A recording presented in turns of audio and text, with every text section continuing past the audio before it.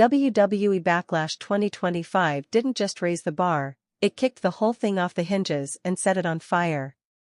What was supposed to be just another post-WrestleMania pay-per-view turned into a full-on reset button for the entire company.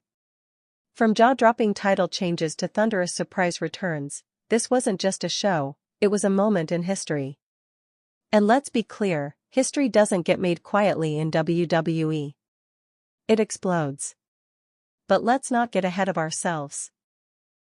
Because while the entire night was loaded with blockbuster moments, one segment sent the entire WWE universe into absolute meltdown mode. I'm talking about an eruption so wild, fans were standing in their living rooms, jaws dropped, trying to process what they just saw. A former WWE megastar, someone fans hadn't seen in years, someone whose name had practically become myth, walked through that curtain. And no, it wasn't just for a cheap pop or a nostalgic stare down. It was a full-scale return, the kind that changes everything. But we'll get there. Oh, we'll definitely get there. Before we dive into that earth-shaking moment, let's rewind a bit, because the path to Backlash 2025 is where the Real story begins. At the center of this whirlwind? Triple H. Yes, the game himself. The man with the hammer has been wielding creative power like a sledgehammer since stepping into full control of WWE storytelling. And let's be honest. The results speak for themselves. Triple H didn't just tweak a few things, he lit the playbook on fire and wrote a new one from scratch. Gone are the days of rinse and repeat feuds and cameo champions who show up when their movie's not filming. In their place? Weekly storytelling that matters, arcs that build over time, and a renewed sense of passion that reminds you why you fell in love with wrestling in the first place. And 2025? Oh, he promised it would be different. And so far, he's not just keeping that promise. He's body-slamming expectations through the announce table. From the pulse-pounding drama on Raw and SmackDown, now streaming on Netflix, by the way, to the mega events like Backlash, WWE has felt alive again. Every promo, every match, every stare-down feels like it could ignite the next big war. It's that good. Now, heading into Backlash, the buzz was undeniable. The card was stacked like a plate at Thanksgiving. But one match had everyone talking. John Cena vs. Rudy Orton. Let's paint the picture. On one side, John Cena. The face that ran the place. The 16-time world champion. The man who's been everything from Doctor of Thugonomics to Peacemaker. On the other side, Rudy Orton, the breakout phenom, young, hungry, and laser-focused on making this night his night. The tension? Palpable. Rumors had already started swirling that Cena had signed on for another major Hollywood production. Would this be his last match for a while? Was he about to do the classic drop the belt on the way out routine? Fans didn't know, but they definitely wanted answers.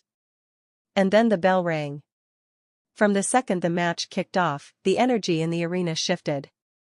Cena came in hot, hitting with the confidence of a man who's been in every war this business has to offer.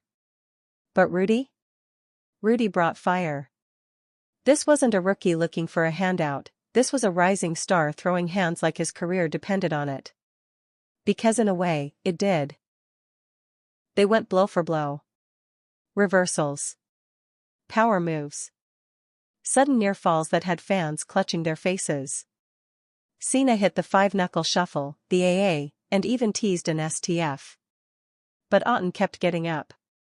With every slam, every roar, he proved he wasn't just here to hang, he was here to take over. And folks, the crowd was eating it up. It wasn't just a match, it was a passing of the torch disguised as a war. But remember, this wasn't even the wildest thing to happen at Backlash 2025. Because just when you thought the night had hit its peak, just when fans started to catch their breath, it happened. But that is a story we're about to get to. So there we were, John Cena and Rudy Orton had just torn the house down in a match that felt like it could headline WrestleMania on its own.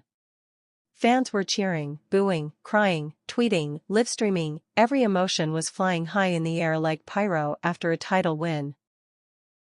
But just as the camera panned to Cena rolling out of the ring, respectfully nodding at Rudy in a symbolic "it's your time now, kid" gesture, the lights went out.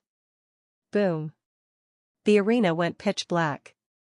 And in that silence, you could feel it, the tension, the mystery, the confusion, and then came the sound. Not a theme song. Not a promo. Not even static. Just a slow, heavy-breathing noise over the loudspeakers. And then, bang. A single spotlight hit the stage. Smoke flooded the entrance ramp. And out of that haze stepped a man no one expected. Dean Ambrose. Not Jon Moxley. Not the AEW Wildman with barbed wire and glass in his fists. No, this was Dean freaking Ambrose, back in WWE, in full Shield mode energy, with that same unhinged look in his eyes that said, "I'm not here to talk, I'm here to destroy." The crowd? Lost their minds. People were screaming like it was 1999 and Stone Cold just rolled in with a beer truck. Kids were crying. Grown men were hugging. Social media broke in half. Dean Ambrose's back was trending worldwide in less than 90 seconds. And then, the man spoke. Not through a flashy promo. Not with fireworks or catchphrases. He just looked straight into the hard cam and muttered, "Roman. I never forgot." Boom. Mic drop. Internet dead. Wrestling world flipped. Because in just 4 words, Ambrose reopened a wound that had been sealed for years, the Shield saga. You see, while Seth and Roman had gone on to become megastars in WWE, Ambrose had vanished into the chaos of the indie and AEW world. No one thought he'd come back. Not under the name Ambrose, not in that jacket, not with that music. But there he was. In the flesh. At Backlash. And Roman Reigns? Watching from the luxury skybox above, his face slowly shifted from calm to something we hadn't seen in a long time, nervous. You could practically see the memories flashing in his mind. Betrayals. Power bombs. Brotherhood. Steel chairs to the back. And now? It was all coming full circle. Because this wasn't just a return. This was war. Ambrose didn't come back to shake hands. He didn't come back to reunite the Shield for a farewell tour. He came back with a purpose, and the target was clear. Roman Reigns. The tribal chief. The head of the table. And suddenly, just like that, everything changed. The commentary table was speechless. Michael Cole looked like he'd seen a ghost. Corey Graves kept repeating, "There's no way, there's no way," while fans screamed themselves hoarse. TripleH, backstage, was probably grinning like a mad scientist who just unleashed his greatest creation. Because this wasn't just a return. This was a declaration of war on the very foundation of today's WWE. And what made it even crazier? No one, not a single soul, knew it was coming. There were no leaks. No dirt sheet reports. No backstage photos. No cryptic tweets. Dean Ambrose walked through that curtain like a ghost from the past determined to haunt the future. And just like that, Backlash 2025 went from a great show to a legendary one. Rudy Orton? He won the title. Cena? He passed the torch. Triple H? He proved his creative genius again. But Dean Ambrose? He rewrote the entire script. Because when a man like that returns, there are no safe storylines. No comfort zones. No business as usual. There's only chaos. And Ambrose is chaos. The fallout. A locker room on edge, and a tribal chief unsettled. Dean Ambrose's return at Backlash 2025 didn't just trend on social media, it detonated backstage like a pipe bomb. Within minutes of the event going off the air, the entire WWE locker room was buzzing like a live wire. From rookies on NXT to veterans on SmackDown, one question echoed through the hallways, through group chats, and across every microphone and camera in sight: what happens now? Roman Reigns, for the first time in a long time, wasn't in control of the narrative. That's not a small statement. For years, Reigns has been the sun around which WWE's universe revolved. Every title picture, every main event, every pay-per-view ending, it all looped back to the tribal chief. He was untouchable. Unshakable. Inevitable. But now? That skybox look we saw when Ambrose appeared, that was real fear. Not because Reigns is scared of a fight. He's taken on Brock Lesnar, Cody Rhodes, Seth Rollins, and survived. No, this was different. Dean Ambrose is a wild card. He doesn't play by WWE's rules. And worse, he knows Roman's weaknesses. Their history runs deeper than championships or title shots. This is brotherhood turned battlefield. And when someone you once trusted more than anyone else suddenly resurfaces with revenge in his eyes, it rattles you in ways no suplex ever could. Backstage, the camera crews scrambled for reactions. First up? Paul Heyman, caught mid-phone call, red-faced, pacing like his entire empire was about to collapse. He wasn't on the sheet, Heyman muttered. He wasn't cleared. This wasn't sanctioned. This is an invasion. An invasion. That's the word he used. And frankly, he wasn't wrong. Because from the moment Ambrose stepped back into the company, it stopped being business as usual. Interviews were cancelled. Production meetings ran long. Security got tighter. Every member of the roster, especially those tied to Roman or the bloodline, suddenly found themselves watching the shadows a little more closely. And Roman? He didn't say a word. He left the building in silence, flanked by Solo Sikoa and a visibly tense Jacob Fatu, without doing his usual post-show power walk. No speech. No acknowledgement. Not even a look back. But silence speaks volumes.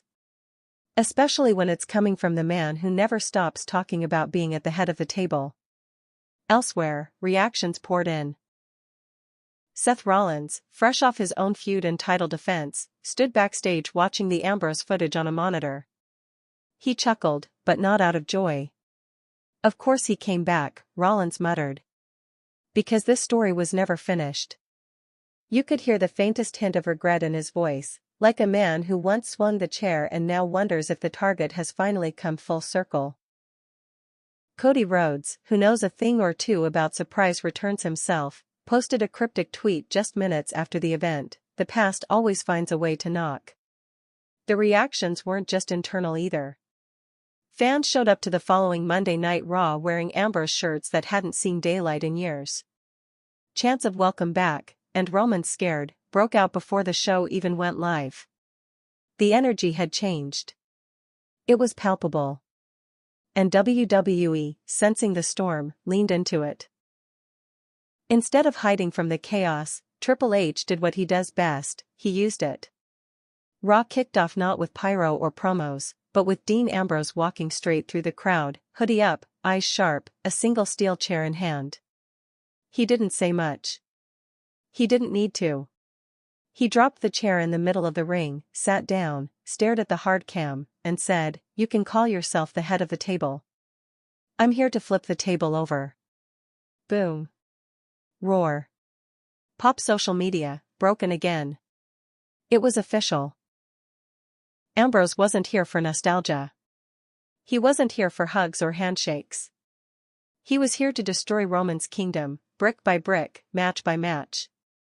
And suddenly, the entire bloodline storyline, already legendary in its own right, had taken on a new chapter, one that fans thought they'd never see. Because while Jey Uso had rebelled, while Solo had stood silent in Reigns' shadow, and while Fatu had teased mutiny, none of them knew Roman like Ambrose did. None of them owed him more. And hated him more, for it. This was no longer just about titles. This was personal. A war born in brotherhood, sharpened by betrayal, and now reignited in front of the world. The build-up, Ambrose wages war, and WWE scrambles to contain it. Dean Ambrose didn't just return, he declared war. Not with a contract signing or a scheduled match. Not with a handshake and a polite interview on the bump. No, Ambrose started his campaign the same way he left years ago. Unfiltered, unpredictable, and unrelenting. And within a week of backlash, it became very clear, no one was safe. The next episode of SmackDown wasn't supposed to be about him. It was billed as Roman Reigns addressing the future of the bloodline. The stage was set, the pyro loaded, and the crowd buzzing. Roman's music hit, but Roman never made it to the ring. Because halfway through the entrance, the screen above the stage cut to static. And then, a familiar laugh echoed through the arena. The camera cut backstage. Chaos. Ambrose had just ambushed Solo Sikoa in the parking lot. Not with a sneak attack. With a message. The camera caught him slamming Solo's head into a production truck, dragging him by his vest, and tossing him across the hood of a car like a rag doll. Then Ambrose looked dead into the camera and said, "I warned you. I told you, this starts with Roman, but it doesn't end there." Cue panic. Security rushed in. Producers shouted. EMTs scrambled. And Roman? He stood at the top of the ramp, frozen. He didn't move. He didn't speak. He didn't blink. Because Ambrose hadn't just attacked a bloodline member. He'd shattered the illusion that anyone around Roman could protect him. The dominoes were falling. And WWE's leadership knew it.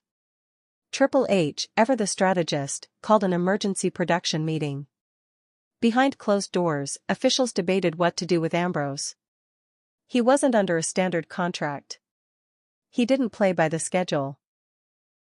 He hadn't even filed for official return paperwork. He'd just shown up and started dismantling the company's biggest faction from the inside out. But TripleH wasn't looking to stop him. He was looking to feature him. Because Ambrose wasn't just causing chaos, he was causing ratings. Raw viewership spiked. Social media engagement hit record numbers. Merchandise for a man who hadn't appeared on a WWE shirt in over 5 years sold out in 48 hours. The fans had spoken. They didn't just want Ambrose. They wanted him unleashed. And so, WWE leaned in. The following Monday, they ran a chilling promo package simply titled, "The Lunatic is Home." No voiceovers.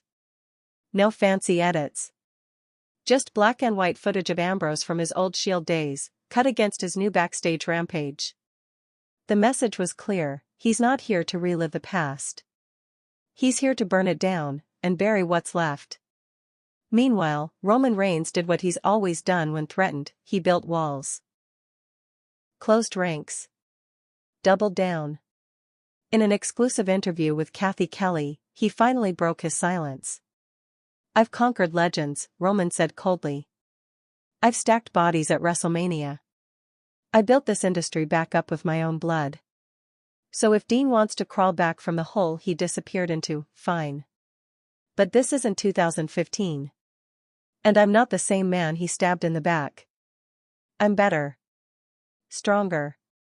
And he's about to find out what happens when you pick a fight with the real head of the table." Strong words.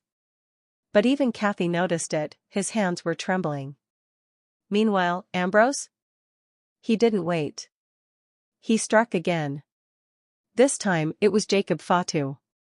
Caught leaving the performance center, Fatu was blindsided in the parking lot. Ambrose took him down with a crowbar and whispered something directly into his ear before vanishing into the night. Later, in a sit-down interview, Jacob refused to repeat what Ambrose said. But his face said everything: fear, confusion, and rage. Bloodline members, once seen as invincible, now looked over their shoulders before every promo. Because Ambrose wasn't building to a match. He was building to a meltdown. Every night, he cut unsanctioned promos from rooftops, alleyways, boiler rooms. Each time, he escalated the mind games. One night, he dragged a table into the ring, spray-painted the words "Head of Who" on it, then lit it on fire. Another night, He handcuffed a fake Roman Reigns mannequin to a chair and swung a steel chair at it repeatedly while screaming, "This is for every lie you told us." The fans? Obsessed. They weren't just watching, they were begging for Roman to respond. But Roman didn't want a match. Not yet. Because accepting a match meant stepping into Ambrose's world. And deep down, Roman knew, this wasn't about titles. This was about exposure. Ambrose was out to peel back every layer of Roman's carefully curated empire. The tribal chief. The family. The dominance. The leadership. He wanted to rip it all apart and scream, "This man is a fraud." And unless Roman did something soon, the WWE Universe might start to believe it. The call-out, "Ambrose demands a reckoning," and "Roman can't hide anymore." By now, the WWE Universe had witnessed enough to understand one thing: Dean Ambrose wasn't here to play the game, he was here to end it. Week after week, the chaos escalated. Backstage attacks. Cryptic messages painted on locker room walls. Cameos in the crowd with hood pulled low, always watching. It felt like no matter where Roman turned, Ambrose had been there first. And still, Roman Reigns refused to answer. Not directly. Not publicly. The tribal chief stayed behind layers of security, made carefully worded appearances flanked by Paul Heyman, and addressed the WWE Universe in vague monologues about protecting the legacy and not rewarding madness. But the silence spoke louder than the speeches. Roman was stalling. And everyone knew it, especially Ambrose. So, on the final Raw before the next premium live event, he decided enough was enough. The show was rolling as usual: matches, promos, hype packages. The main event? A contract signing between Cody Rhodes and Seth Rollins. But just as the table was being set in the ring, the crowd began to buzz. At first, it was faint. Then the lights dipped. And then, like a ghost arriving uninvited, Dean Ambrose walked through the crowd, no music, no fanfare, just that familiar steel chair in one hand, mic in the other. He slid into the ring. The security moved in. But TripleH appeared on the Titantron, calm, composed, and waved them off. Let him speak. The arena fell silent. Ambrose set the chair in the middle of the ring and sat down, eyes locked on the hard camera. He didn't yell. He didn't pace. He just spoke, with a calm, surgical venom. "Roman Reigns, you've had years to prepare for this moment. You had years to build your empire. And now I'm here to tear it down, brick by brick, breath by breath. You think silence makes you strong? That ducking behind Paul Heyman and Solo makes you untouchable? No. It makes you afraid. Afraid of me. Afraid of what I know. Afraid that the world's starting to see what I always knew, that behind all that gold, all those camera angles, all the titles and nicknames, you're still that insecure kid who couldn't lead without someone like me to do the dirty work." The crowd gasped. Ambrose stood now, mic tight in his fist. "I bled for the Shield. I bled for you. I took the chair shots, the beatdowns, the fines. I buried parts of myself to protect you." Each man went their own way. Rollins became the architect. Roman would become the guy. Ambrose spiraled into chaos as the wild card nobody could control. But no matter how far they drifted, WWE never stopped weaving their threads together. They feuded. Teamed up. Teased reunions. Cut promos laced with resentment and longing. Because deep down, everyone watching knew, they were connected. Always. The Shield wasn't just dominant, they were genuine. Fans watched them rise together. Not as megastars thrown together for marketing, but as three hungry prospects who earned their spot on the card. They weren't overproduced. They weren't handed titles. They fought their way to the top, and fans felt like they were part of that ride. When they broke up, it hurt. And when they teased reunions, even short ones, it hit. That's why when Dean returned in 2025, the fans didn't cheer just for him. They cheered because the possibility of the Shield flickered back to life. And that idea is powerful. Because it's not just about nostalgia, it's about unfinished business. Let's be honest. The Shield didn't just evolve, they fractured into dynasties. Roman Reigns became the tribal chief, carrying WWE on his back from 2020 to 2024, holding the Universal Championship for a record-breaking run, and reshaping the main event scene. Seth Rollins transformed into a psychedelic prophet, mixing charisma and chaos. He's won every major title multiple times and commands fan devotion like a rock star. Dean Ambrose, or rather, Jon Moxley, became the face of AEW. He was the first to leave WWE behind, and he did it without apology. He became a symbol of rebellion. 3 careers. 3 paths. All defined, in some way, by that initial bond. So when Dean re-entered the WWE picture, it wasn't just a return. It was a convergence. The reason this moment matters isn't just about wrestling. It's about the real-life journey these 3 men took, both in and out of character. Rollins stayed loyal to the system, rising within it. Roman mastered the system, eventually ruling it. Ambrose rejected the system, and then returned. That's drama you can't script. That's not creative writing. That's organic story. And in an industry often mocked for being fake, this kind of authenticity is gold. Fans aren't cheering for a forced Shield reunion. They're watching to see if 3 very different people, who once stood side by side, can now coexist, collide, or destroy each other. Because the past is heavy. And every fan remembers it. Jon Moxley may have taken a new name, a new attitude, and a new home, but the ghosts followed him. Even in AEW, fans chanted Shield during his matches. When Rollins cut promos on WWE TV, he'd take veiled shots at Moxley. Roman rarely said the name, but you could feel the weight of it in his interviews. It never left them. Because no matter how far they traveled, they started together. And now, they're all back under the same roof. That means something. Is a reunion possible, or is this the final battle? Here's the million-dollar question: does Dean's return set up a Shield reunion, or a civil war? Right now, WWE is dangling that thread like a carrot. Fans want to believe. They want to chant Sierra Hotel India Echo Lima Delta one more time and see fists unite in the ring. But they also know the pain of betrayal. This could be the moment the Shield burns for good. Or it could be their final stand, one last ride before it all falls apart. Either way, it's a story that matters. Not because of what they were, but because of who they've become. WWE doesn't need to spell it out. They don't need to announce the Shield is back. They just need to let the tension hang in the air. Let fans wonder, will Ambrose side with Roman, or gut him in the ring? Will Rollins forgive either of them? Will they fight as brothers, or enemies who know each other too well? Because in the world of wrestling, the best stories aren't clean. They're messy. Emotional. Complicated. Just like the Shield. For over 3 years, Roman Reigns didn't just run WWE, he was WWE. He called himself the head of the table. The tribal chief. The needle mover.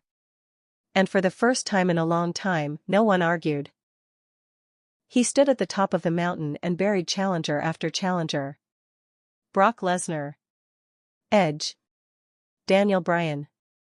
John Cena. Cody Rhodes. All fell.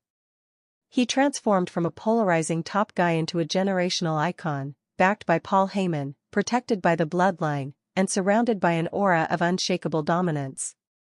But dominance doesn't last forever. At Backlash 2025, Roman didn't lose a match. He didn't get pinned. He didn't get attacked. What he got was worse, he got challenged. Not with fists, but with presence. Because when Dean Ambrose walked into that arena, he didn't say a word. And Roman Reigns, the man who's crushed every threat, didn't know what to do. Let's state it plainly, Roman's reign has been on shaky ground since WrestleMania 40. The bloodline is no longer unified. Solo Sikoa is distant. Jimmy and Jey Uso are out of the picture. Paul Heyman is sweating through suits, playing defense every week. The crowd has begun shifting. Cheers now mix with boos. Respect still lingers, but the aura of invincibility is fading. The locker room is full of stars who no longer fear him: LA Knight, Gunther, Bron Breakker, Cody Rhodes, again, and now, Ambrose. Roman is still powerful. Still dangerous. But for the first time since 2020, he looks isolated. And WWE knows how to shoot isolation. Backlash made that clear: wide shots, no allies in the ring, just Roman and the ghost of his past walking straight at him.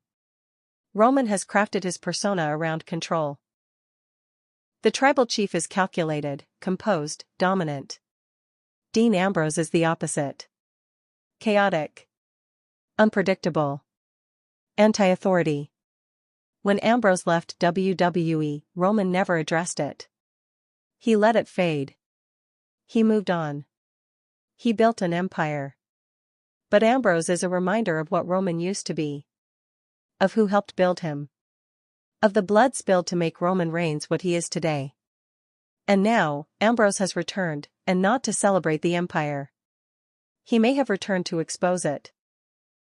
No one else in WWE can look at Roman Reigns and say, "I knew you when you were nothing." Dean Ambrose can. He's not a rookie in awe of Roman's power. He's not a hired gun paid to lose. He's a man who's seen Roman at his weakest, on the road in 2012, exhausted and untested, hustling through shows for $500 and a handshake. And that history carries weight. Because when someone knows the real you, the version before the fame, it strips away the illusion. In that backlash moment, Ambrose didn't see the tribal chief.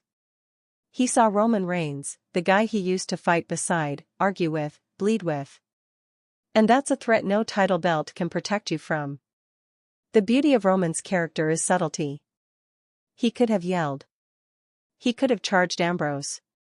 He could have demanded answers. Instead, he stood still. Because Roman knows something the rest of the roster doesn't: Ambrose doesn't play by the rules. And worse, he doesn't care. You can't outpolitic Ambrose. You can't manipulate him with power plays. You can't distract him with gold. Roman paused because he understands that Ambrose isn't here for the title.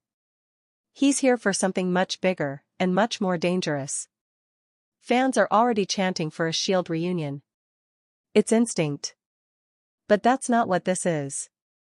This is about Roman's legacy being challenged from the inside out. For 3 years, he's called himself the head of the table. But Ambrose may have come back to ask a brutal question. Who built the table in the first place? The answer? They all did. Together. Ambrose's return isn't just about wrestling. It's about history, and rewriting it. Let's be clear, Roman Reigns doesn't ignore threats. He smashes them. He went to war with his own family to protect his throne. He dismantled legends and newcomers alike. He exiled Sami Zayn. Manipulated Jey Uso. Humiliated Drew McIntyre in his home country. So make no mistake, a response is coming. The only question is: will Roman try to bury Ambrose again? Or will he try something even riskier, and pull him in? Because if there's one thing Roman hates more than being betrayed, it's being alone. This part matters. Cody Rhodes never knew Roman when he was green. Brock Lesnar only knew Roman as a rival. CM Punk left long before Roman evolved. But Dean? Dean knew Roman as a brother. He knew him when he was silent muscle. When he couldn't cut a promo. When the fans rejected him. When he almost quit. And that kind of knowing, that intimacy, is a different kind of weapon. Roman might be a king now. But Ambrose is the man who watched him become one.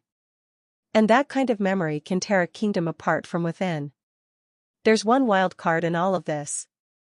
What if Roman doesn't resist? What if, instead of fighting Ambrose, he absorbs him?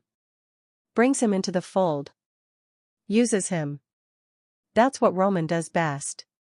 He turns threats into pawns. He turned the Usos into weapons. He turned Solo into a shield. Could he turn Ambrose into a sword? On paper, it's madness. But if Roman sees the value, and if Ambrose plays along, it could shift the entire power balance in WWE. The crowd wouldn't know whether to cheer or panic. The roster wouldn't know what hit them. Whether Ambrose aligns, attacks, or simply waits, one thing is clear: Roman Reigns no longer has control of the narrative. For 3 years, he dictated everything. The matches. The promos. The pacing. Now? Someone else has the pen. Dean Ambrose walked in and shattered the illusion that Roman was untouchable. And he did it without throwing a single punch at him. Roman can no longer look down on the roster from the mountaintop. Because someone just climbed up there with him and whispered, "I remember how you got here." If there's one man who doesn't take surprises well, it's Seth freaking Rollins. Not because he lacks adaptability, he's one of the most versatile performers WWE has ever seen. But because Seth Rollins doesn't like being the last to know. And when Dean Ambrose walked back into WWE at Backlash 2025 without so much as a warning, you can bet Seth Rollins was watching closely. Let's not sugarcoat it, Seth and Dean's history is volatile. Rollins was the one who shattered the Shield. Ambrose was the one who never forgave him. They've fought each other in every type of match imaginable. They've teamed up, uneasily, after reunions. They've exchanged barbs and promos that blurred the line between character and real. But what makes their relationship uniquely dangerous is that it's never fully healed. Even when they were forced into reunions, you could see it in Dean's eyes: he never fully trusted Seth again. And now that Dean's back, that old wound is bleeding again. Let's talk about the evolution. 2014 Seth was the architect. The opportunist. The golden boy who broke hearts and cashed in. 2019 Seth was the babyface champion, beloved until the fans turned on him. 2025 Seth is something else entirely. Now, he's an electric hybrid of rock star, madman, and messiah. The suits are louder. The cackles are weirder. The crowd sings his theme every week like it's a gospel anthem. But don't let the sequence fool you. Underneath the glitter and theatrics, Seth Rollins is still that strategic manipulator.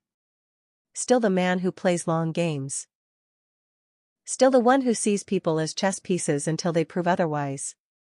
So how do you think he feels watching Dean return, not as a tag partner, but as a wild card standing beside Roman? Unsettled. And possibly, threatened. Seth doesn't trust easily. And Dean gives him every reason not to. Because here's what Seth knows: Dean is unpredictable. He's not back to play nice. Roman is a power player. He doesn't allow people close unless there's something to gain. The last time all three of them were near each other, something broke. So from Seth's perspective, this isn't a reunion, it's a setup. And he's probably asking himself the same question fans are whispering: are Roman and Dean about to form a new Shield, without me? There are 3 obvious routes Seth could take. Each one is risky. Each one burns bridges. Seth loves a big entrance and a big speech. He could cut a promo the next night on Raw, calling out Dean by name, airing all the old grievances, demanding answers. Pros? It would ignite the feud instantly. Fans would eat it up. The animosity is real and earned. Cons? Dean might not answer. Or worse, he might say something Rollins isn't ready to hear. This is the most unstable option, but also the most intriguing. Imagine Seth, bitter but calculating, extends an uneasy hand to Dean. Not as a friend, but as a way to check Roman's power. Could the two men who once hated each other more than anything form an alliance of necessity? The fans would go wild for it. The tension would be nuclear. But everyone would be watching for the moment it explodes, and it will. This might be the most dangerous option of all. Seth says nothing. Does nothing. He lets the reunion whisper swirl. Lets Roman and Dean think he's not involved. Then, at the most strategic moment, he drops the hammer. Ambush. Chair shot. Match challenge. Because if there's one thing Seth Rollins has mastered, it's timing. Remember their feud in 2018? The one that got personal fast? Dean turned heel the same night Roman announced his leukemia diagnosis. The timing was controversial. The promos were darker. The matches were filled with uncomfortable realism. Fans weren't sure where the characters ended and the real emotions began. That feud didn't have a clean ending. It just stopped when Dean left WWE. That's why his return isn't just nostalgia. It's unfinished business. And Seth knows it. Let's cut through the character stuff and talk psychology. For all his bravado, Seth Rollins has always carried insecurity. He was booed when he was supposed to be cheered. He was ignored when he thought he was championing the brand. He's reinvented himself a dozen times, not because he wanted to, but because he had to. And now? He's watching Roman and Dean share a moment he's not part of. And if there's one thing Seth can't stand, it's being excluded from the story he helped build. So you can bet he'll force his way back into it. One way or another. Shield reunion? Not without fire. First, let's be realistic. The internet is ablaze with Shield reunion theories. But this isn't 2017. This isn't three brothers getting the band back together for fun. This is three men who've lived separate lives, become entirely different people, and now orbit each other again with decades of baggage. If there's going to be a reunion, it won't start with a fist bump. It'll start with a super kick. Or a promo laced with venom. Or a betrayal that reminds the world what made the Shield so dangerous in the first place. The real question, can Seth forgive either of them? It's not about whether they can trust him. It's about whether he can forgive. Seth might smile. He might shake hands. He might even pose for the crowd. But behind the glasses and glitter, he remembers Roman taking the spotlight. Dean walking out and leaving him to pick up the pieces. Being blamed, doubted, underappreciated. And that memory doesn't go away. So whatever Seth does next, it won't be out of loyalty. It'll be out of strategy, or revenge. Let's get one thing straight, CM Punk doesn't play supporting roles. He doesn't show up to fill gaps. He doesn't ride waves. He creates them. So when Dean Ambrose returned to WWE at Backlash 2025, the shockwaves didn't just affect Roman Reigns and Seth Rollins. They also sent a direct jolt through the one man who sees every comeback, every promo, and every backstage whisper as a personal challenge, CM Punk. Because make no mistake, Punk is watching this unfold.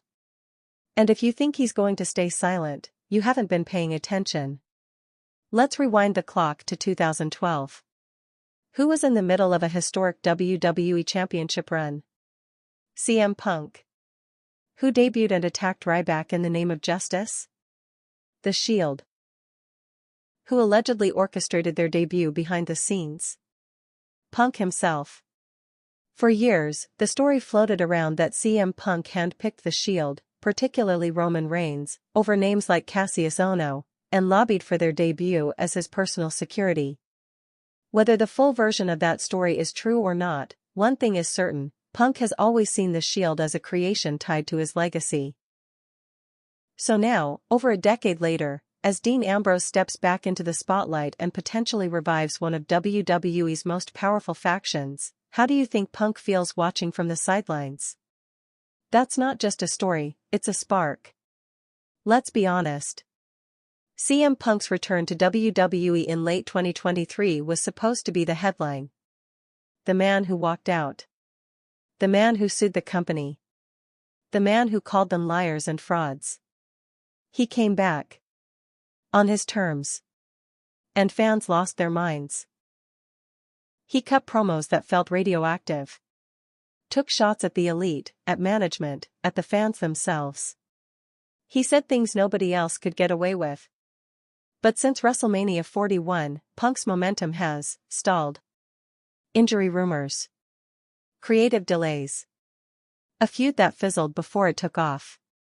And now? Dean Ambrose walks back in and becomes the story. Not just a story, the story. That doesn't sit well with Punk. It never has. Punk's biggest insecurity isn't being hated. It's being ignored. He thrives on controversy. But more than that, he thrives on control. Of the promo. Of the spotlight.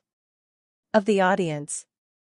And now, a former rival has returned in silence, and stolen all of that. Dean didn't need a mic. He didn't need weeks of build. He didn't even need a match. He just showed up. And the world shifted. For a man like Punk, that's a red flag. Not because he hates Dean, but because it forces him to respond. He can't not. Here's where it gets even messier. In AEW, Punk and Moxley didn't exactly get along. There were backstage issues. Promo heat. Accusations of unprofessionalism. Reports of creative conflicts and personal resentment. Even in interviews, Moxley didn't mince words. I felt like I was walking into someone else's drama. I just wanted to wrestle. I didn't want the backstage politics. Punk fired back in his own way, smirking through promos, alluding to fake tough guys and ungrateful locker rooms. Their tension wasn't a storyline. It was a fracture. And now both men are under the same WWE roof again. That's not just awkward, it's volatile. Let's talk creative potential. Punk vs. Moxley, aka Dean Ambrose, is a main event level feud, without needing a title. You don't even have to script it. Just give them microphones and let them burn each other down.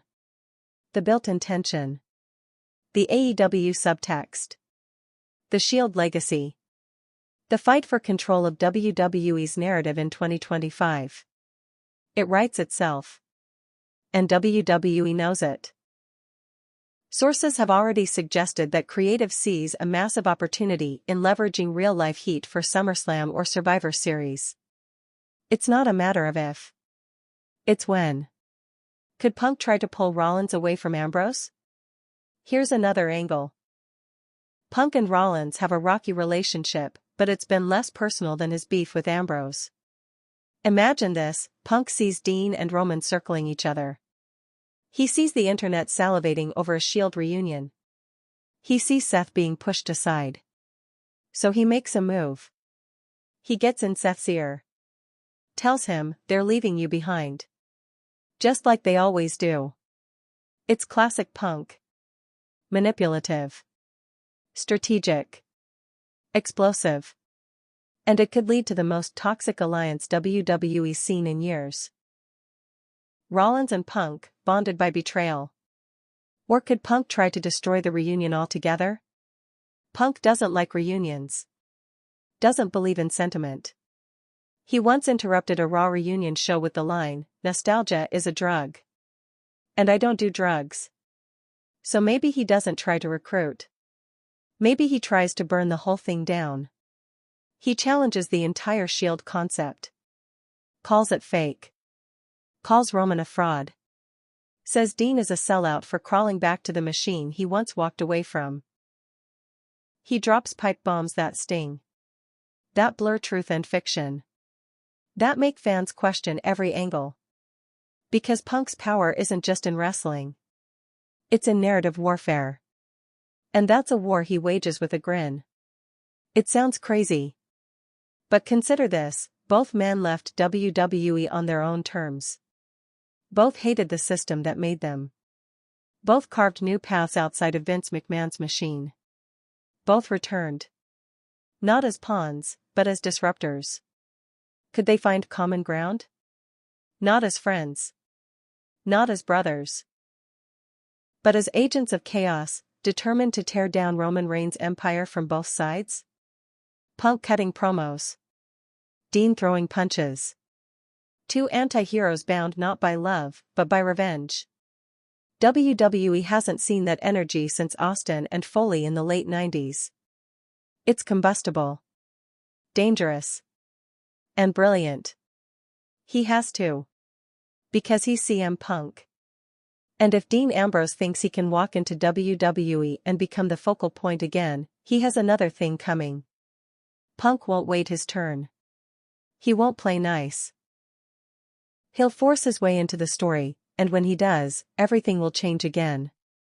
You can script a return. You can choreograph a beatdown. You can rehearse the lighting, the music, the camera cues. But you can't fake the crowd. At WWE Backlash 2025, when Dean Ambrose stepped through the curtain, the WWE Universe didn't just react. They detonated. In one instant, decades of tension, nostalgia, betrayal, and unspoken hopes flooded the arena. And in the aftermath, the audience, from ringside to Reddit, made it loud and clear, this was a moment. And we were there for it. The first sound fans heard wasn't Dean's voice or his theme. It was the gasp. A low, collective intake of breath the moment the lights dimmed and that gritty guitar riff kicked in. Then? Chaos. Fans leapt to their feet. Phones were yanked out. Grown adults screamed like teenagers at a boy band concert. One guy in the second row literally collapsed to his knees. This wasn't a polite welcome or a nostalgic clap. It was shock-fueled euphoria. It was the kind of reaction that can't be engineered, only earned. Even before the reveal, some fans came prepared. "We miss MOX" signs dotted the crowd. Several fans wore vintage lunatic fringe t-shirts, some clearly aged, others brand new. One fan near the ramp was spotted holding a sign that read, "Unfinished business, no coincidence." After Ambrose's entrance, a welcome back chant roared through the arena for a full minute, unprompted. And then it turned to Shield. Shield. Shield. Because fans weren't just cheering the return of a wrestler, they were witnessing a legacy reboot in real time. Let's talk numbers. Within 2 minutes of the entrance, #Dean Ambrose, #The Shield, and #Backlash 2025 were trending worldwide. Fans didn't just tweet. They posted clips, freeze frames, slowed down replays, GIFs, edits, reaction videos, memes, and speculation threads. One fan's video of her husband screaming and sobbing got over 700,000 views in 6 hours. A slowed-down clip of Roman's face as Dean entered, captioned "He knew," hit 1.2 million in under a day. TikTok had over 8 million collective views on Ambrose-related clips by the next morning. WWE's official tweet of the return hit 100K likes in under 30 minutes. It wasn't just hype. It was a shared cultural moment. In the r/squared circle subreddit, chaos reigned. A sticky post titled "We're So Back" got 22,000 upvotes in 3 hours. Fan comments ranged from unfiltered joy to stunned disbelief. "I haven't stood up screaming at a TV since the pipe bomb. That just changed everything. This is why we never stop watching. For this. The Shield are 3 different monsters now. This is going to end in fire and I'm here for it." Multiple users pointed out a fascinating detail. The silence in the arena just before the pop. That millisecond before the music hit? That's when the world stopped. And honestly, they're not wrong. Fans turned their IG stories into Shield tribute reels. Old photos. Reunion shots. Fan art. Screen caps of Dean from AEW days contrasted with his Backlash return. Even WWE superstars joined in. Becky Lynch posted a story with just the word, "Whoa." Sami Zayn posted a gif of his wide-eyed "This Is Wild" face from an old backstage segment. Liv Morgan uploaded a Shield tribute graphic with the caption, "What year is it?" Everyone felt it. The weight of it. Because Ambrose walking back in wasn't just a pop. It was a portal back to when WWE felt unpredictable. Fan YouTubers and podcasters went into overdrive. Within hours, the biggest wrestling content creators uploaded full breakdowns, the return that broke the internet, Wrestle Talk, 400K views in a day. Ambrose is back, the Shield's future, Roman's nightmare, Cultaholic. 320K views. I'm shaking, Why this was perfect, Solo Monster sounds off, trended on YouTube. Their takes? Mostly unanimous, WWE finally got the surprise right. These weren't casual uploads. These were immediate, adrenaline-fueled reactions. Some creators were visibly emotional. Some cursed. Others just sat stunned for the first 30 seconds of their videos. That's the kind of moment it was. Local news caught fans outside the arena immediately after the show. Their quotes say it all. "I was 13 when the Shield debuted. I'm 26 now. And that just brought everything back. He's the reason I started watching wrestling. I stopped when he left. I'm back now. I flew from Boston just in case something big happened. Didn't expect to witness a resurrection." Those reactions matter. Because they weren't about titles. Or matches. Or brand loyalty. They were about emotion. And that's the currency WWE can't manufacture, but desperately needs. In an era where dirt sheets leak everything and returns are teased to death, Dean's appearance felt real. There were no rumors. No red carpet. That's why the reaction hit with such intensity. Because for once, fans weren't expecting a pop. They were genuinely shocked. And that rare authenticity lit up every section of the crowd, from floor seats to nosebleeds. WWE gave them a moment, not a marketing move. And the fans gave it back tenfold. As the dust settles, the cheers have evolved into something more nuanced. Excitement? Absolutely. But now, fans are watching closely. They remember previous false starts, the botched Shield reunion in 2017. The uneven booking of Ambrose's heel turn. The stop-start use of long-term storytelling. So now they're hopeful, but cautious. The loudest sentiment across all platforms? Let it build. Let it burn. Don't rush it. Don't waste it. That's a clear message to WWE Creative, this return has weight. Handle it like it matters. Because to the fans, it absolutely does.